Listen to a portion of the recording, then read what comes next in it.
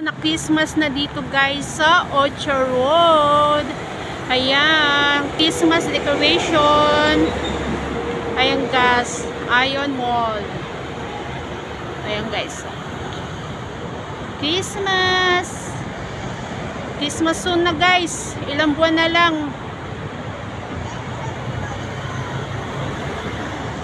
Ayan, mga 2 months na lang mahigit. Kulang na 2 months na lang guys. Christmas na. Ayan. Andito ako sa Orchard. Ayan guys.